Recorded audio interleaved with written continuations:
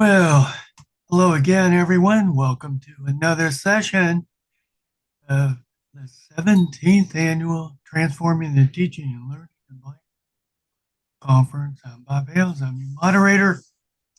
We have with us again Amy Kuntz, who is the Learning Innovation Strategic Initiatives Coordinator in Teaching and Learning with Technology at Penn State. And since she has so much time, she is also an adjunct instructor at Northampton Community College,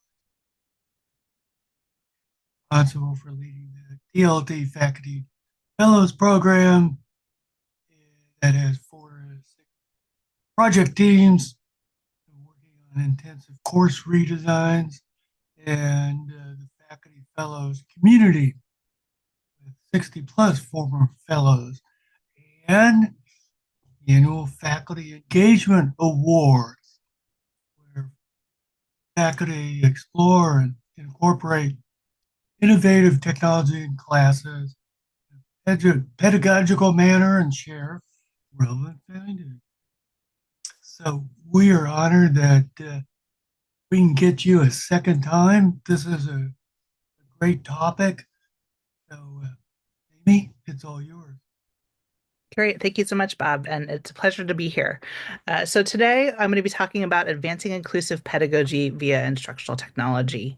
Really quickly, this comes from both hats that Bob said, both from my role at Penn State and supporting faculty with their students, as well as being an adjunct instructor at a community college. And so what I like to kind of go over when we talk about potential controversial topics like this is always to set some ground rules. We are going to have a method for you to discuss things anonymously if you're not comfortable asking questions in the public chat. And so I'm always welcome to do one-on-ones after today as well. And so some of the ground rules is this is a brave space. It's important to learn from one another and ask those questions. So feel free to please chime in at any point. If I always have some stories along the way. I always put them from my perspective, but if I am sharing a story about someone else, it's because I already have consent from them to share. So whenever I do this, if people say, "Oh, I have a story about someone else," try not to divulge, especially it's kind of a controversial topic. Step up or step back. While I am presenting, I'm an introvert at heart. So oftentimes I have to be like, oh, can I contribute to the conversation and chime in? As well as the opposite, if there's extroverts, to be like, oh, well, am I contributing too much? Should I step back?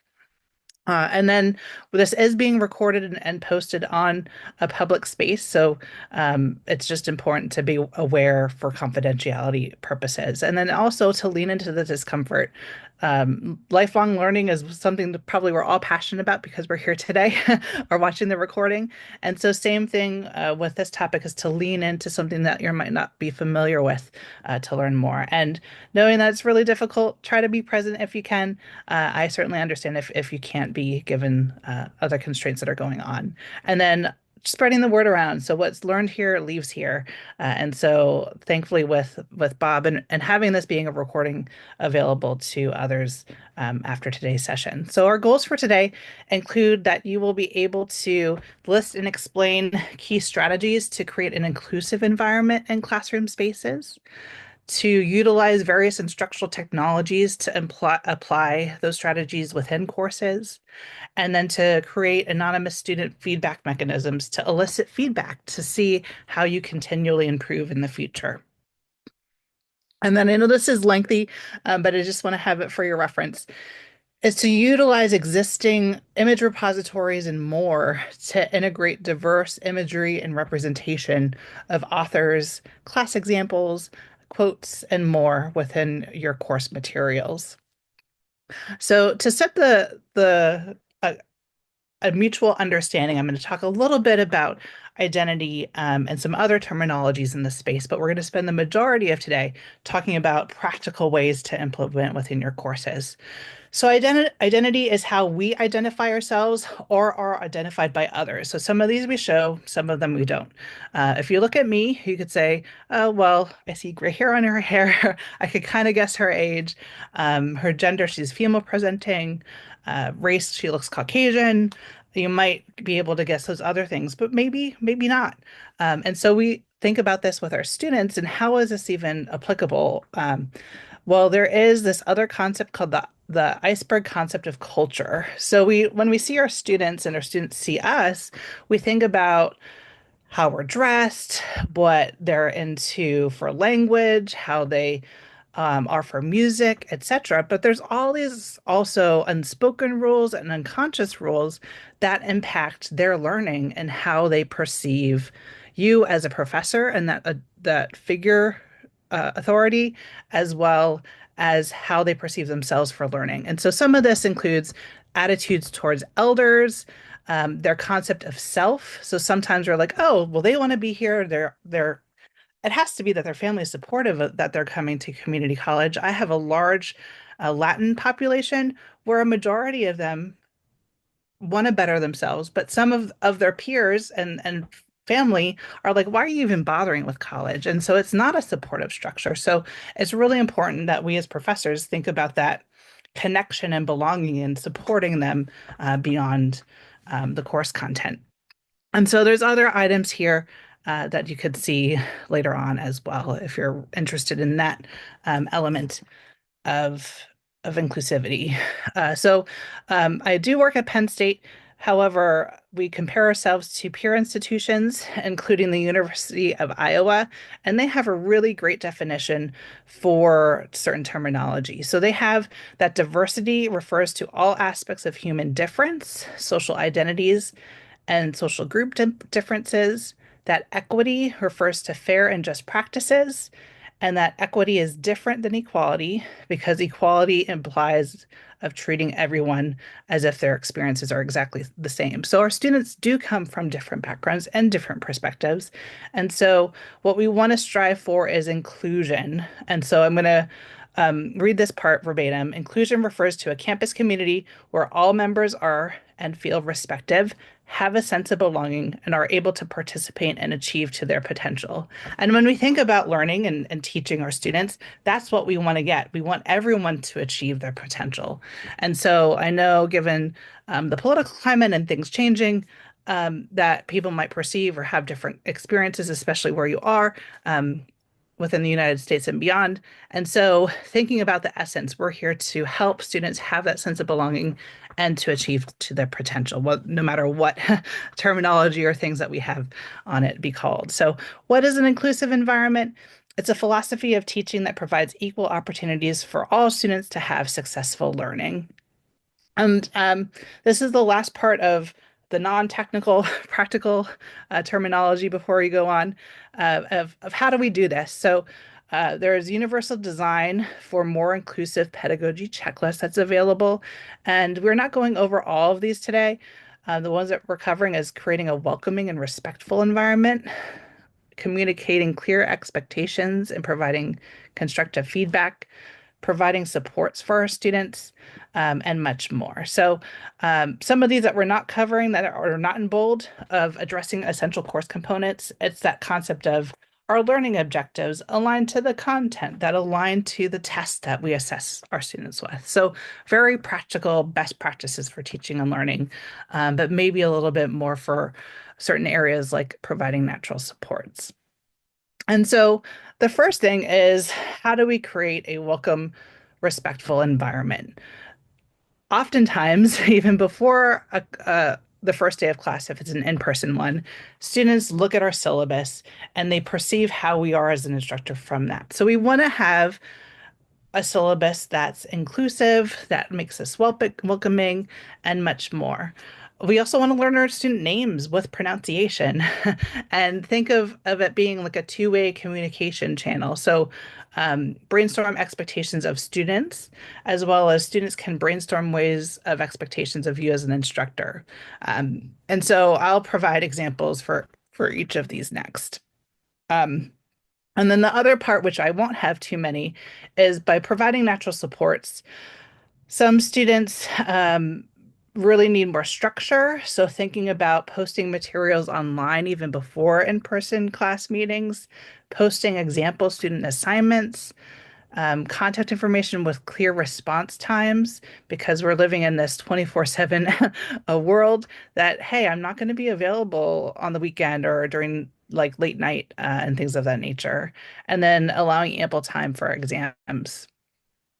And so thinking about our student populations is I was at a session earlier today about multimodal and choosing elements for what's best for students at that point in time is bringing also in student voice. So have them think about their own experiences of teaching and learning and their backgrounds and perspectives and having that being related into the course material. And then later on, towards the end, we'll talk about representation and having students see themselves. If they see themselves in the course content, that helps with them saying, oh, yes, I can do this, or yes, I am meant to be here in college. So by providing ways for them to see themselves, giving more guidance, giving robust rubrics really, really, really helps with inclusivity. And then this is a lifelong process, knowing that we have a lot on our plate. We don't have to be experts in all the things all the time. And so just knowing that we're striving to be open and to think about self-reflection and to improve ourselves when time is available within our schedules. So if you want to learn more about inclusive pedagogy, I have some information on the slides. And if you're just joining, I had mentioned that I will be posting a link to the slides and a resource document at the very end. So you will be able to have access to all of these things. So at Penn State, we have a great counterpart called the Schreier Institute for Teaching Excellence that focuses on um, a variety of things, including inclusive pedagogy. So we focus on how do we pair that with instructional technology within this space. And so the first example I've been doing since 2010, and it was really a learner-centered syllabus. So a learner-centered syllabus has not just the requirements by faculty senate. It provides rationale for the course objectives. It talks about shared decision making. It gives students kind of warnings of potential areas of struggle. And then it offers that two-way communication of letting students set teacher expectations as well as their peers. So this is an example that I have from Dr. Lolita Paff at Penn State Berks, and she has it updated as of 2015. So instead of starting off with Econ 102 course objectives, she flat out starts with why is Econ 102 a great course and why should you want to study macroeconomics? So making like a real practical connection right away. In addition, she talks about student responsibilities for learning, and she has some examples, but then she listens to student feedback to change these. And the same thing for her as an instructor. What do students think about for her? And so, again, you'll have access to this, and I'm not going to go over all the other ones. But another thing that she does is make it that co-creation. So, in person, you can do this without technology of just having people raise their hand and say what they expect. Being an introvert and trying to think about students that might not be comfortable in those spaces, I would encourage you to use some type of shared document or even an LMS learning management system survey to gather some ideas. And so what a faculty member has done is use Google Docs to say, okay, everyone, here's the link to the Google Doc. And then students would go in that and decide to put ideas in here. So let's say I'm a student, I got the link, and then I say, oh, well, I think you should be available late at night. Um, and so if somebody agrees with that as another student, they could add the plus ones. And so as an instructor, you could say, oh, well, that's a great idea. However, some like my personal life prevents me from doing that because I have young children. So just because it's here doesn't mean you need to do it. And so items that had a lot might have had a lot of plus ones, and this has led to kind of great success. And with this, you could do what's called track changes. So that way, a student isn't skewing the results and quickly putting plus one a lot behind something, that it really is a classroom experience. So that's just one example. Another one that I've used within my own course, I first used a tool called Google Jamboard, which unfortunately has gone away. From there, I've switched to Padlet. Padlet allows you to have only three free Padlets or boards at a time.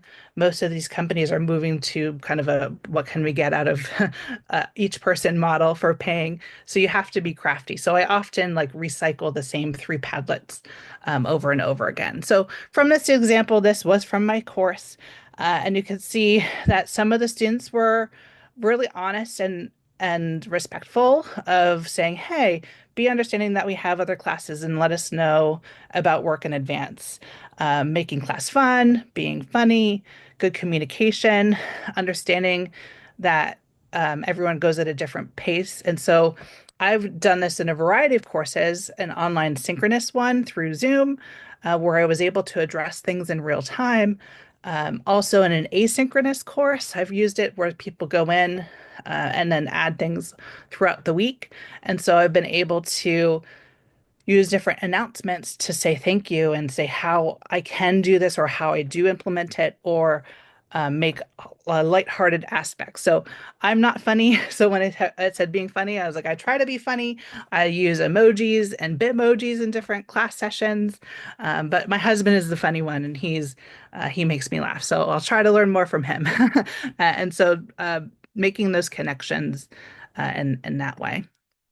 So what I'm going to do next is do a quick demo for you to see what Padlet looks like. So if you are willing and want to participate, I'm going to put the Padlet link in the chat. And if you click on that, you will be taken to the student expectations. So if you want to say, what are your expectations of students in the learning process, the way to add a post, you don't have to create an account. We can see one person typing up here already, is to press the little plus button. And then I'm just going to put this as an example. And then you could press publish. I like to have students make it a little bit their own. So I then also show them that they can change from white to a different color of red or yellow or green or purple. And there also is a whole bunch more, but especially for that first week of class, I show them how to press the plus button, type, maybe change the color, and then press publish. And so we'll see here as individuals maybe decide to post that it'll pop up even more.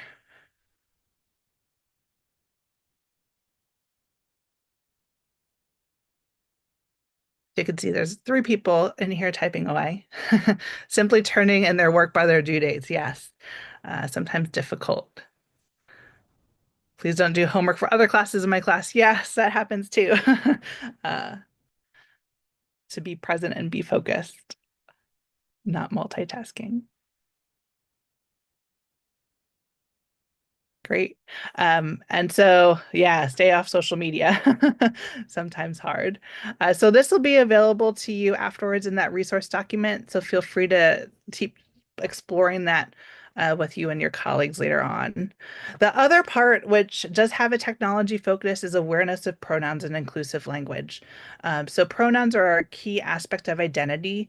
At Penn State, in 2021, Faculty Senate decided to remove binary gendered language, including terms like upperclassmen and lowerclassmen. So it's moving to like first year students or second year students.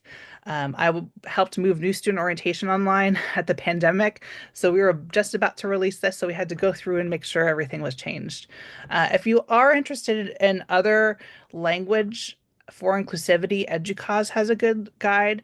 And given the climate, if you are want to share your pronouns and have them out there, I think it's important. And I do have a story for this. So I'm comfortable sharing my pronouns. You'll see if I was here in other sessions, I quickly add my pronouns just for having that be out there as a connection. So I was teaching through Zoom, had my pronouns, and just had them go on every single class time. And so someone halfway through the semester added they, them behind their name. And being clear and direct, I said, "Oh, like, what question do you have?" And I made sure to use the appropriate gender neutral pronouns. And at the end of the semester, they stayed in the last class and they turned on their camera and they said, "Thank you for doing that. Like, this is the first time I've ever used it. I was being able to be comfortable in your class.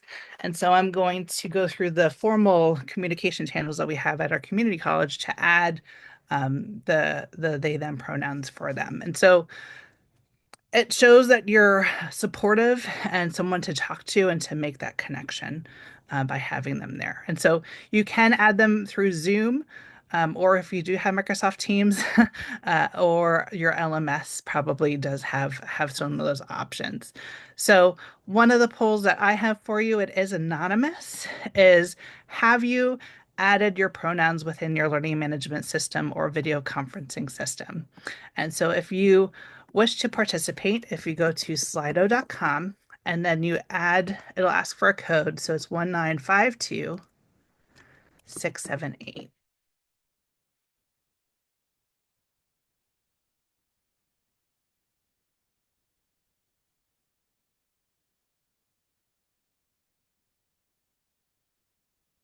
And again, this is optional, but if you want to participate, feel free to go to slido.com and enter the code 1952678.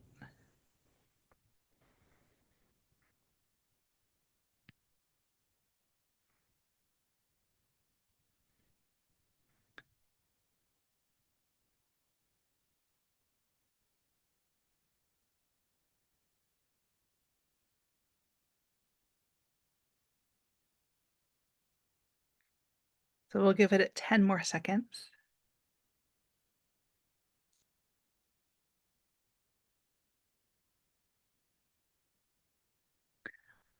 So we have a variety for those who did participate. So we have 50% who said no, yes for both is 25%, and 25% said yes for the learning management system. So if this is something of interest for you in that resource guide, I'm going to have directions that are kind of generic for different LMSs, learning management systems, and video conferencing systems.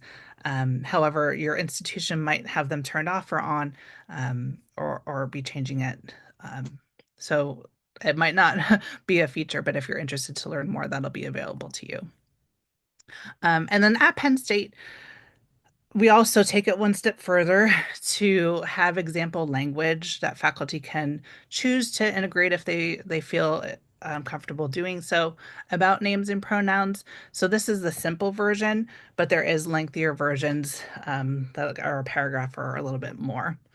In addition, this example is from Chris Gamrett in the College of Information Systems and Technology, and his example was kind of more personalized. And so here it is from you, and it's a great example of um, lifelong learning because one of the terms halfway down is preferred names and pronouns. So class rosters are provided to the instructor. If you want to change your name, I'll gladly honor your request. And so he learned feedback from his students that it really shouldn't be preferred names. Like the students thinks that's their name. It's not their preferred. That's what they go by.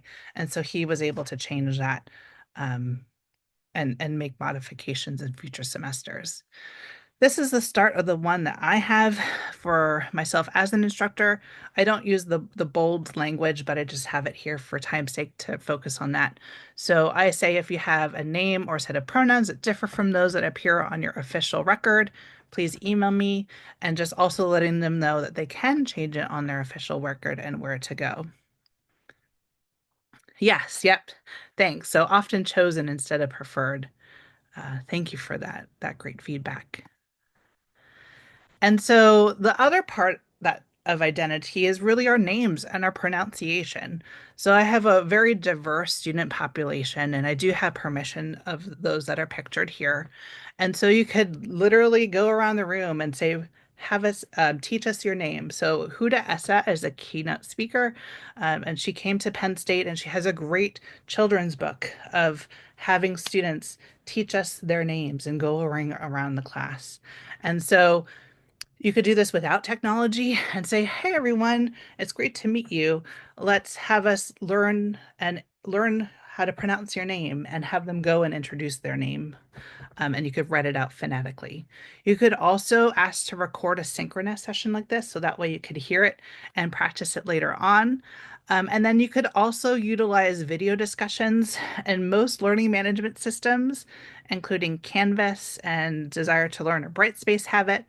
Blackboard, which is what I use, doesn't have that feature quite yet. You'd have to record it and bring it in. And so that's where I use a tool called Flip, which is now part of Microsoft Teams for Education. It's a little bit difficult to use. So I've moved to Padlets even for that. And the reason why I have the Flip picture here is you might see these students and, oh, I know how to pronounce Heather or Ashley or Brianna or Hajar. Like, why do you have this up here? So pictured in the lower left area is actually Nicholas. And so by using Nicholas instead of Nicholas, I was able to, or Nick, I was able to make a strong connection from him.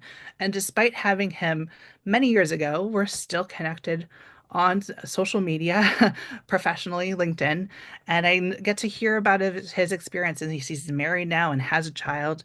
And so having that deeper connection as something as making sure you pronounce someone's name correctly can make a huge impact. And so this is an example that Padlet has just to show you what it looks like compared to that previous screen of Flip. And so you could see that similar to where you added those text boxes, you could do the same thing with video. And so what I'm going to do really quickly is just show you how easy it is to make a Padlet. And as a reminder, the free version only has three. So if you press make, they also from that have an option of a video discussion board. And so when you click on that, it brings up this area. And so the nice thing about picking pre-made templates is it has those various settings pretty much set up the way that you want it to be. So all you have to say is add the topic here and type in there, and then you have to press share for students. So um, when you do this and make those changes, all you have to do is say, okay, this is what I want, and copy the link to someone else. So it takes a little bit of skill and practice, but not too overwhelming. And then, as I said earlier, um, there is an option to be like, hey, I want to kind of reset the Padlet and take all the posts away. And so with this, if you wanted to have the other example that I had it hiding authors' names because I wanted it to be anonymous. But you can say, hey, I do want somebody's name attached to it, so you could have that show button. So just a little bit of the technical aspects of Padlet in case you are interested. The next part is thinking about feedback from our students from that diversity, equity, and inclusion perspective. And so while you're planning the course, think about what questions do you want to gain from your students? Do you want to know of if they're working and how many hours they're working each week? Think about what tools you want to use and how often you want to collect information. Then during the course, collect that information and actually make it actionable. Make changes, or if you can't because of timing, if the feedback is, oh, like the textbook is really hard to read as an English as a second language learner, you could let them know generically in a course announcement why you can't make those changes, but maybe over the summer you will, and their feedback will help future iterations of the course. And so one of the other elements with feedback is to invite feedback. And so I invite feedback even in the syllabus that I myself, as an instructor, is trying to be an ally and to be an advocate. And so by having them give me feedback, it helps me and helps other students and themselves. And so the next question that I have, if you would like to participate in the Slido, is do you collect student feedback outside of kind of that typical end of semester evaluation? Maybe do you do a mid-semester? So yes, no, but thinking about it, or no. So just like before, if we go to slido.com and then enter code 1952678.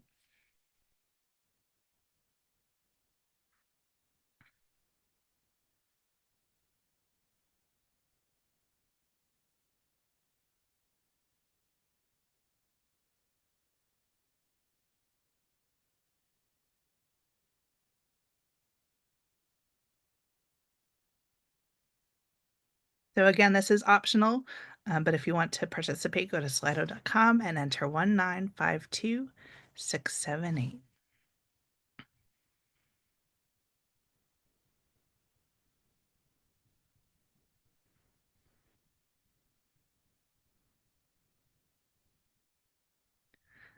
Great. So 67% said yes, and then the remaining 33 said thinking about it.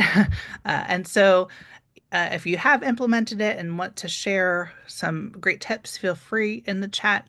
And if you are thinking about it or want to make some changes, hopefully this next area will help. And so you could do generic feedback, of course, but if you want it from an inclusivity lens, at Lafayette College in Eastern Pennsylvania, and they've now moved to Rutgers, which is in New Jersey, they've worked on what's called a Who's in Class form that they have available. So it's a really in-depth questionnaire of getting to know your students. Another idea is to have a generic suggestion Dropbox. And so I have a Google form that I have linked in, and I in announcements and posted in my learning management system. And so students can suggest items at any time, but I also give reminders at key points to say, hey, reminder, here's a suggestion box, or oh, I got this great idea and this is what I did about it. And so that encourages even more participation in those areas. Plan surveys, and of course, an open door policy. So, again, encourage participation, explain what you'll do with it, and then address the information that's provided either by making changes or saying what you will do in the future. And so, terminologies, there's so many tools that you could use. Um, Surveys within your learning management system, a Google form or a Microsoft form, or another one that's called PERTS Ascend. And so I'm going to quickly go touch on this PERTS Ascend. It's a free tool that's research backed, and they take the data to improve upon it every year. So it has questions about belonging uncertainty, identity safety, social belonging, trust and fairness, and more. And so earlier I talked about how students sometimes might not have family members. So some of the questions are like, I don't feel like I belong in college, um, or like I don't feel safe that I'm going to be graded fairly in group work because of my race, identity, something to that effect. And so they have it where you should do it at the beginning and then multiple times throughout the semester and the end. For time's sake, I've never done it more than 3 times, but I've been able to see where they started, make improvements along the way, and then even make additional improvements towards the end by making changes within my course over time. The other element when we think about connection and feedback is our textbooks. And textbooks can have two folds. One is affordability of the textbooks, and the other is representation of themselves in the textbooks. So when we think about affordability, this is dated, but I think it's really important to even know that before the pandemic, students struggled within this area. So 7 in 10 students didn't purchase a textbook because it was too expensive. 1 in 5 has skipped or deferred a class due to the price of the learning resources that were required. And even at that time, textbooks were rising at a rate of 4 times of inflation. and 60% of students have delayed purchasing until they receive their financial aid. So I think knowing that there's this a push for trying to get affordable publications or even open educational resources and more. The other element I talked about was representation. So again, student self-esteem, sense of belonging, and more. And so the first one I think is most important that our self-esteem and social judgment of others and our ability to even recall information can be affected by images and seeing that we're there. Within medical textbooks, racial minorities are usually absent at the topical level. And then it's really important for students to see someone that looks like them to create that sense of belonging, which can ultimately improve student success. And then, not to pick on economics, but this is another example where they looked at economics textbooks and names that were used in case studies, whether they were real or even fictional. 77% were mentioned that were male, where 18% were female, and 5% were gender neutral. So, thinking about kind of that element, if I'm a female economics major and I'm not represented kind of equally, how does that make me feel? And do I feel like I can succeed to be an economist? The other part is even authorship. So in 2016, Time Magazine partnered with what's called the Open Syllabus Project and found that 13.587 of the top 736 textbooks used in colleges were female. And you can see that's a little bit of an underrepresentation. So what can you do about it, especially with all the time constraints, is maybe not changing your textbook, but maybe citing articles or other things and adding elements to your course. So here's some of the list.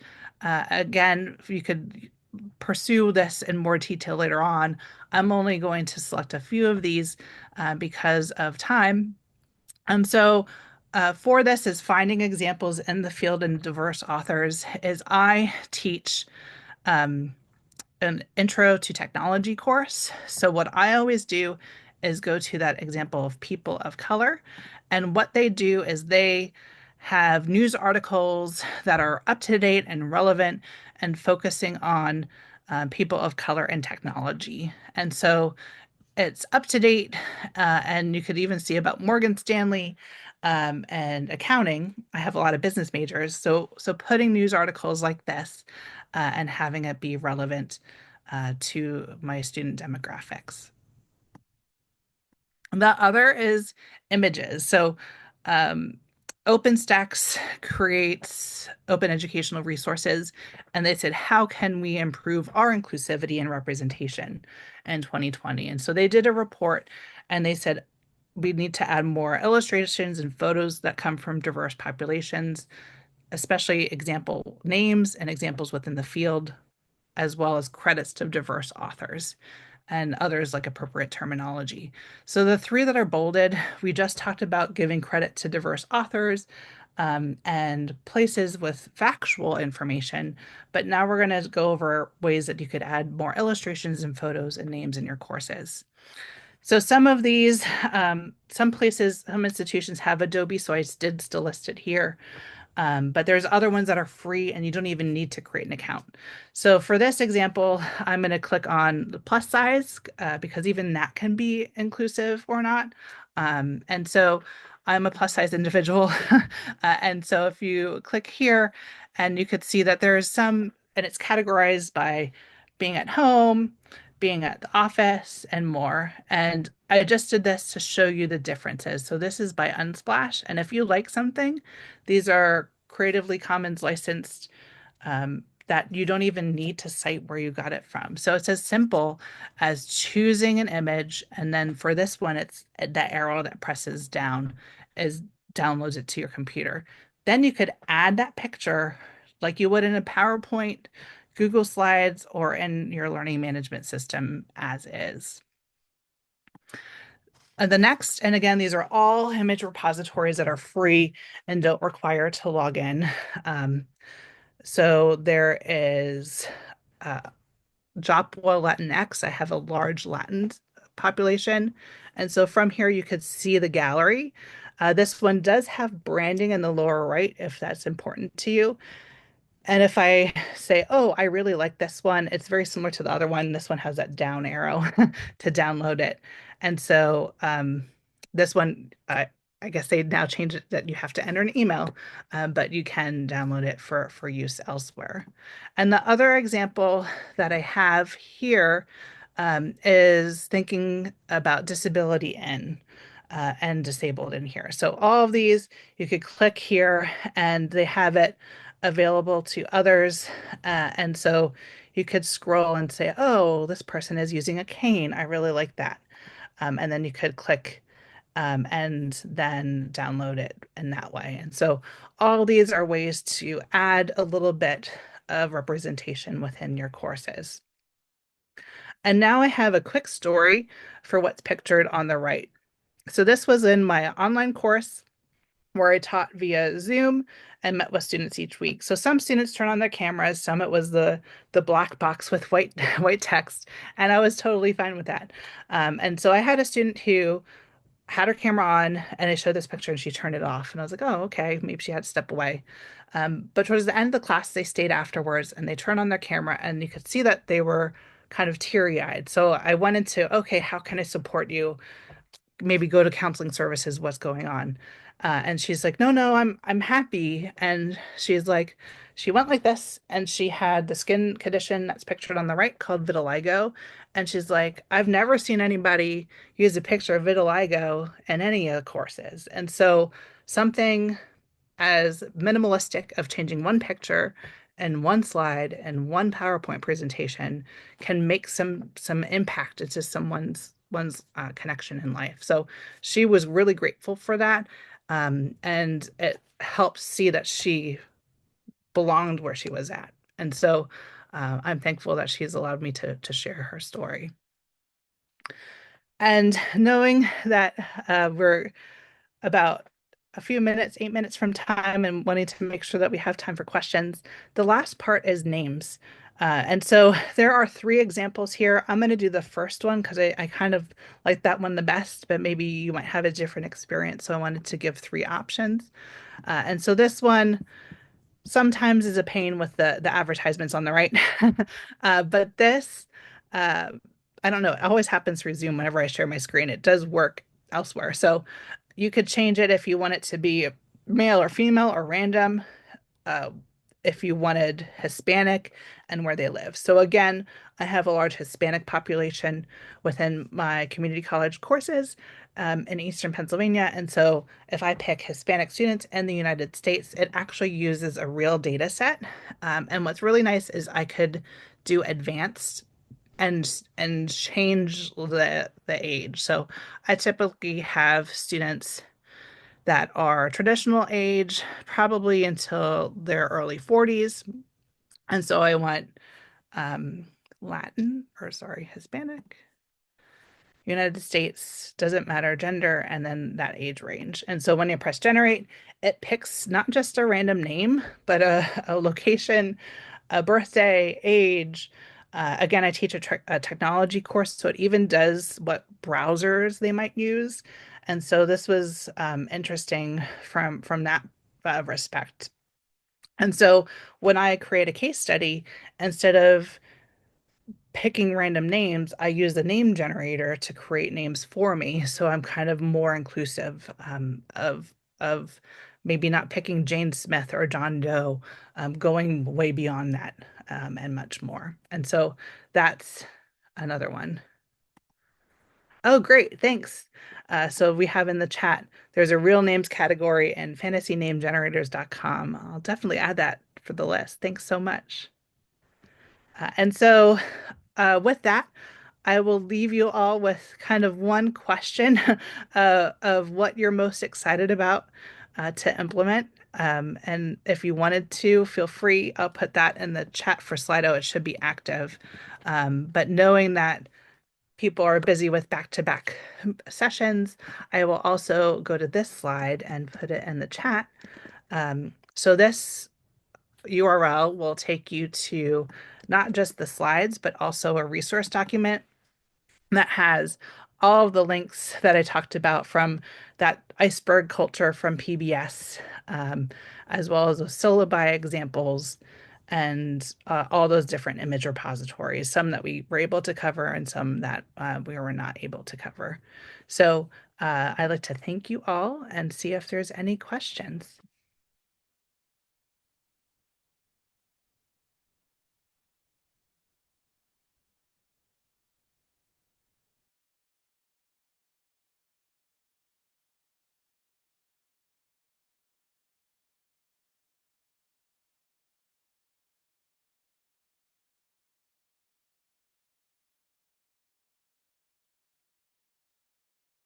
Great question. So, any concerns as of late about pushback from students and our colleagues when implementing or championing these inclusivity practices? So, not so much as of yet. Within Pennsylvania, I think we're unique that we have a diverse population. Again, Penn State is geographically dispersed throughout the state, and so I think the people who come to these sessions and want to do this are okay with doing that. And if they're not okay with doing it, then they or not okay with one element, then they just won't do that one element, and they haven't really complained. There's no push to be like you must or you should. And so trying to provide that welcoming environment of if you want to do this, these are some ways. And I think too, some of these practices are beyond inclusivity.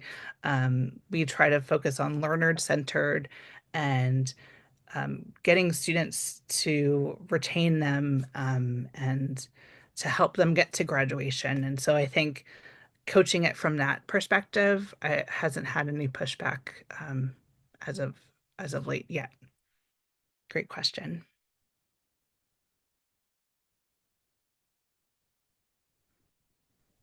Any other questions? Maybe we ought to just change the words to something else. The word Yeah, trigger, but the definitions seem like just being a good person. yeah, yeah, exactly. So I think probably my perception is that maybe diversity and equity that might the terminology might change, but hopefully inclusivity, belonging, learner centered, it's the essence of the same connection um, there.